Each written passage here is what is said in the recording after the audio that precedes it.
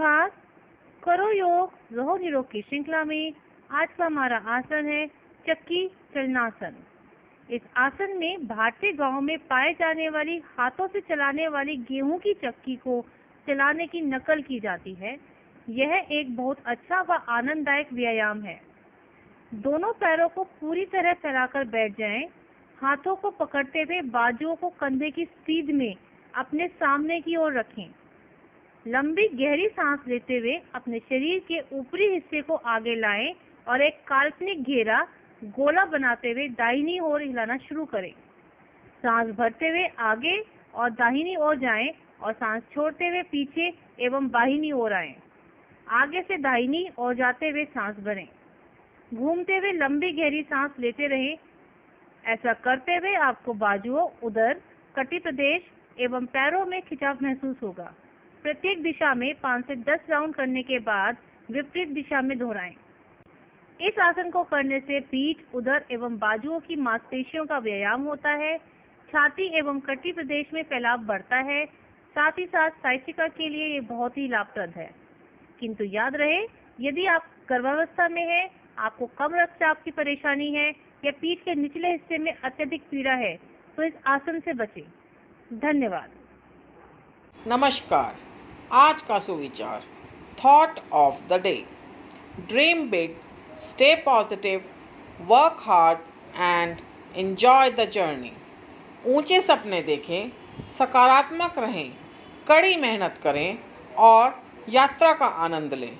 अर्थात जीवन में ऊंचे लक्ष्य रखें और उसे प्राप्त करने के लिए सकारात्मक रहकर कड़ी मेहनत करें तो आप अवश्य ही जीवन रूपी यात्रा का आनंद लेंगे और सफलता को प्राप्त करेंगे। धन्यवाद। सुप्रभात। आज रविवार के खास में हम बात करेंगे भारत के राष्ट्रीय अध्यापक कहलाए जाने वाले आचार्य विनोबा भावे जी की। आचार्य विनोबा भावे भारत के स्वतंत्रता संग्राम सेनानी, सामाजिक कार्यकर्ता तथा प्रसिद्ध गांधीवादी नेता थे। उनका मूल नाम विनायक नारहरि भावे था। इनके पिता का नाम नरहरि शंभू राव तथा माता का नाम रुक्मिणी देवी था। विनोबा भावे जी के पिता एक बहुत ही अच्छे बुनकर थे और इनकी माता एक धार्मिक महिला थी। ये अपनी माता जी से बहुत प्रभावित थे और इसके फलस्वरूप बहुत कम उम्र में इन्होंने भगवत गीता जैसे ग्रंथ को पढ़ डाला और उसका सार भी समझ गए।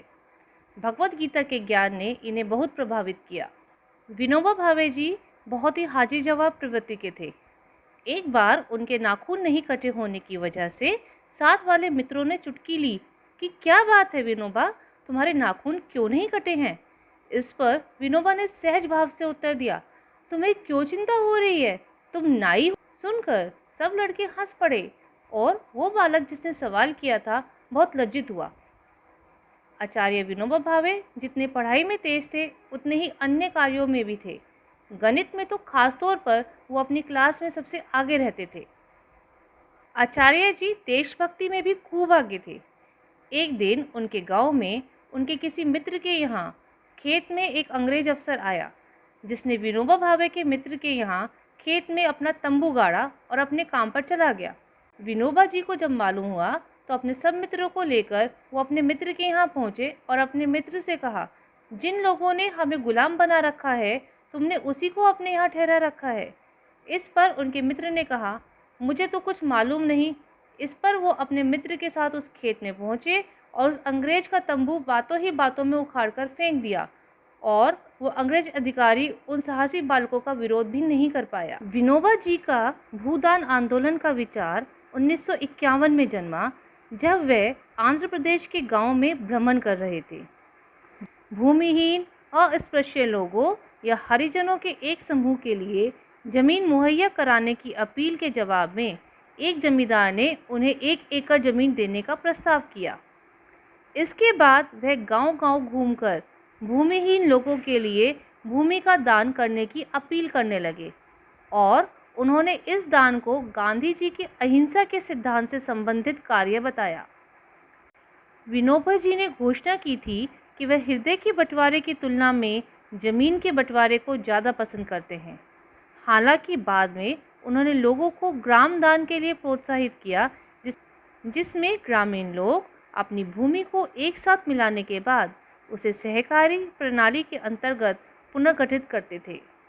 विनोबा जी ने शिक्षा को एक आंतरिक प्रक्रिया माना है, बाह्य ज्ञान नहीं। वे शिक्षा का उद्देश्य बालक को उत्तम संस्कार देने के साथ साथ शरीर, मन, आत्मा का विकास मानते थे।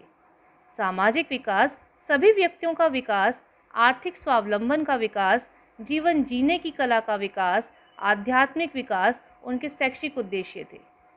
बालक के पाठ्यक्रम में सामाजिकता के विकास तथा वर्धा शिक्षा योजना के पाठ्यक्रम को महत्व दिया। क्रियात्मक विधि, श्रुत विधि, विश्राम सहित शिक्षण, भ्रमण विधि को श्रेष्ठ शिक्षण विधि माना।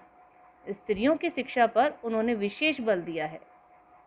आचार्य विनोबा भावे जी के शिक्षाप्रद अनमोल कथन। जीवन की गति को संयमित सीमा में रखकर जीने से ही एक मनुष्य का दिमाग स्वतंत्र रह सकता है। सत्य को किसी प्रमाण की आवश्यकता नहीं होती। यदि कोई मनुष्य अपने शरीर पर विजय प्राप्त कर लेता है तो समस्त संसार में ऐसा कोई नहीं रह जाता जो उस पर अपना जोर चला सके। सीमा ना रहने पर आज़ादी का कोई मोल नहीं। श्रीमद् भगवद गीता में कोई बहुत बड़ी विवेचना नहीं है। इसकी एक वजह यह है कि इसमें दी गई सभी बातें आम आदमियों के लिए हैं। पढ़कर और समझकर आम आदमी अपनी ज़िंदगी में गीता का अभ्यास कर सकता है।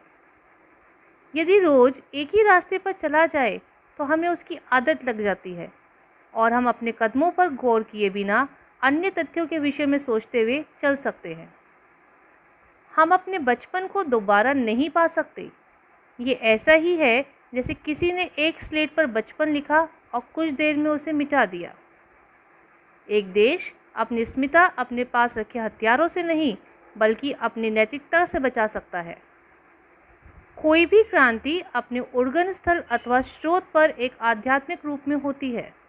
इस आध्यात्मिक रूप का मूल होता है समस्त लोगों के हृदय को एक सूत्र में बांधना। किसी आत्मा की प्रकृति हर समय उत्थान की होती है, परंतु जिस तरह किसी भारी वस्तु से बंधी हुई वस्तु बहुत ऊंचा नहीं उड़ सकती, ठीक उसी तरह आत्मा भी शरीर के बोझ की वजह से उत्थान नहीं कर पाती।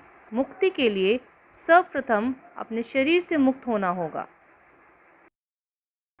सन 1958 में आचार्य विनोबा सामुदायिक नेतृत्व के लिए अंतर्राष्ट्रीय रेमन मैग्सेसे पुरस्कार के पहले प्राप्तकर्ता थे। इन्हें सन 1983 में मरणोपरांत भारत रत्न से सम्मानित किया गया था। आज के लिए बस इतना ही। अगले रविवार को एक और खास के साथ। धन्यवाद।